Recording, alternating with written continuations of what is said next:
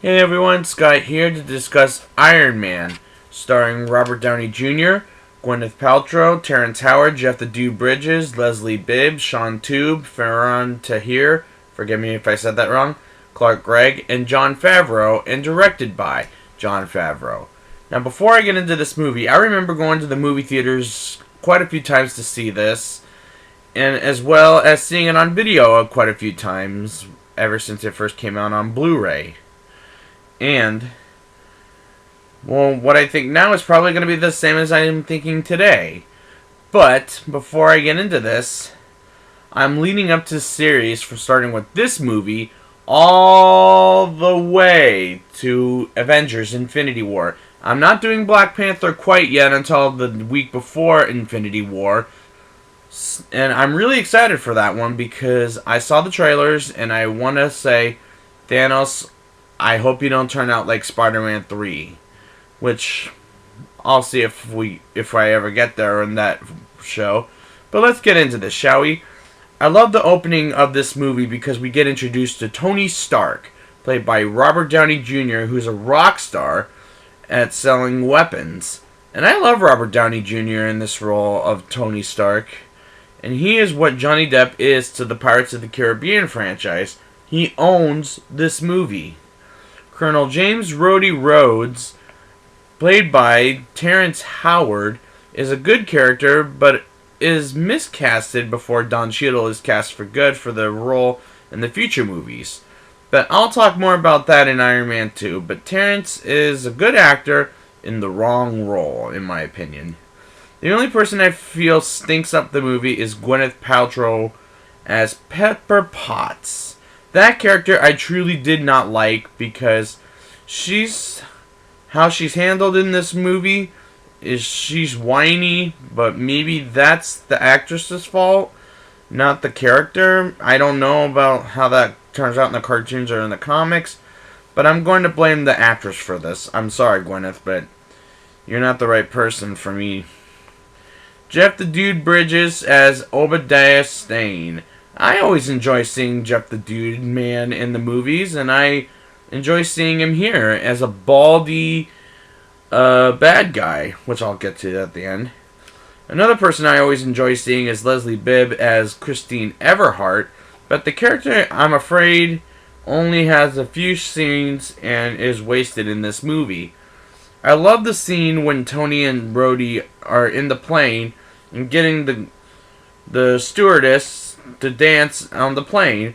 It's like Tony is a true friend of to Rhodey before he goes to Afghanistan and gets captured. Tony is captured by the terrorist called the Ten Rings. And I like the way Tony builds an Iron Man suit that is bulky and with a captured man named Jensen, who I like in this movie, and I was sad when he dies. I like that character. The only thing I didn't find really realistic is when Tony escapes and finds the army and they just get him home. Like, honestly, that's not very realistic to me, because how could Rhodey find him in a helicopter? Even if he's hiding in an underground or something like that. Well, let me just say this. Tony is found by Rhodey while he's outside, not inside the cave, so I guess that helps. Tony decides to shut down the weapons building industries, and in the same scene, we get introduced to Clark Gregg as Agent Phil Coulson. Now, I feel he was mysterious until they put him in the Agents of S.H.I.E.L.D. TV show, but I like him in this movie so far more than the TV show. I don't even know if I'm going to discuss the Agents of S.H.I.E.L.D. TV show, but I will be watching stuff that's in the cinematic universe as well as the TV stuff. Tony shutting down the weapon industries was a smart move by Stark so he can make more Iron Man come to life. I love the scenes when Tony tests and creates Iron Man and how he can fly over cars. It was just some great scenes. I really like Jarvis as Tony's computer assistant, and he's voiced by Paul Bettany, who eventually will be humanized and it will be talked about more in Avengers Age of Ultron. But I like him as a computer assistant robot. I thought he was pretty neat. The party scene where Tony finds Pepper wearing a dress that he got her for her birthday and dancing was a nice quiet scene to get away from Tony working on the Iron Man suit, until Christine tells Tony about the 3 rings in Afghanistan, and that his company, led to Obadiah, sold the weapons to terrorists. That was a good action moment of action in the movie. Tony flies while the Air Force is showing up to shoot him, and by shooting him I mean Tony, until Tony crashes accidentally to a plane, and Rhodey is on the phone with Tony while all this is going on, and Tony saves the soldier before he gets killed by pulling a parachute. Was a fun scene, ending with the training exercise joke. Was a good little joke for the movie. Meanwhile, Obadiah finds out how Tony escaped the 10 Rings and kills the 10 Rings leader Raza. And that scene was a good way to find out Obadiah is the villain, even though, hey, come on, we knew this early on. Come on, give me a break. Of this movie. And later in the film, he'll almost killed Tony. He'll almost kill Tony with that machine. I don't even know what that machine is, where he paralyzes his face and then it just kills him off like he did with Raza, which will create short-term death or something. That's from what he said in the movie.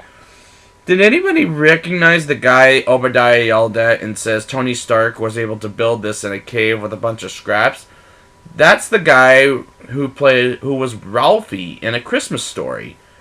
And he also directed Jon Favreau in Couples Retreat, which, terrible film, but I'm glad that actor is still working to this day. That was a fun cameo as well.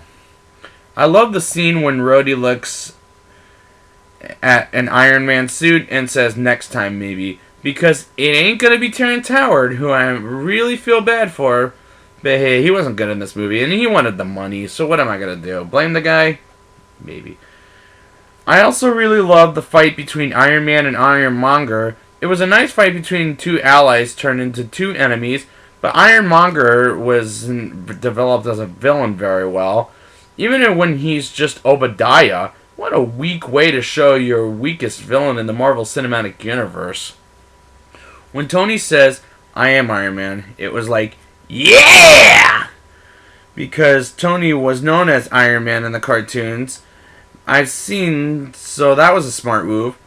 Samuel Jackson as Nick Fury talking to Tony about the Avengers Initiative was a great way to first set up for the Avengers, and that was just super exciting for me. Now it is time for the rating.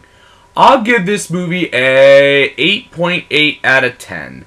This is a great start to the Marvel Cinematic Universe, and Robert Downey Jr. owns this movie, and I like the characters, except for Pepper and Terrence Howard's Rhodey.